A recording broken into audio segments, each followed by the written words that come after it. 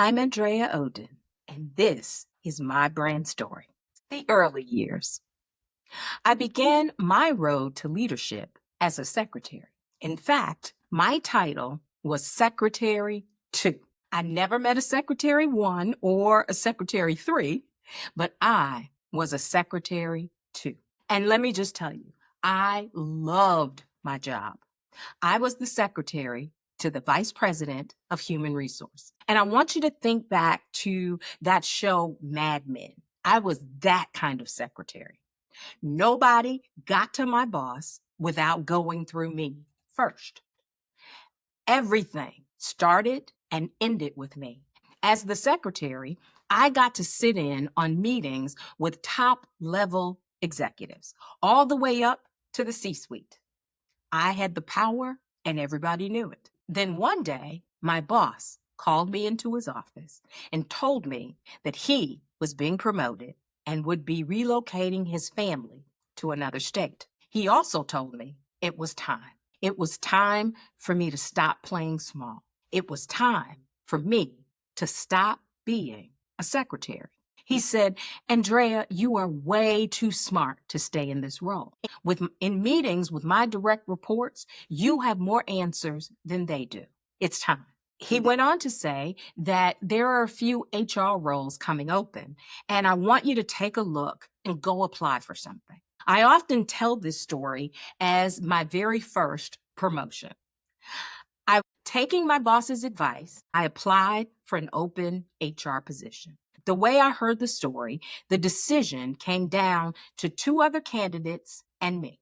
The hiring team was sitting in a conference room on a Friday afternoon when one of the senior vice presidents entered the room and asked what they were up to. They told him about the open position and that they had three candidates and they were struggling to make a decision. The vice president looked at the resumes on the table and said, she's the one. When asked why, he replied with one word, dependability. And then he continued, I don't know what she knows, but that girl comes to work every day. She's the first one in the building, and she makes a damn good first pot of coffee every single morning. Now, I'm not sure which was more important, the dependability or the coffee, but needless to say, I got the job. I got the promotion. My brand story was speaking in a room I wasn't even in.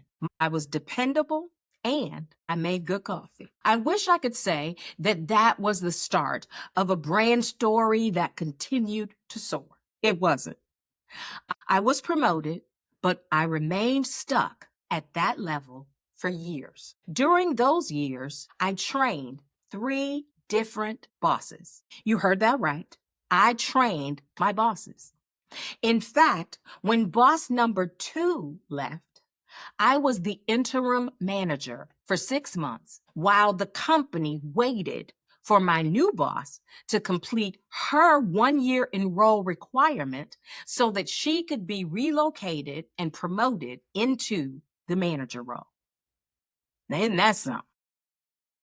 Over the next few years, I became obsessed with successful people, both male and female.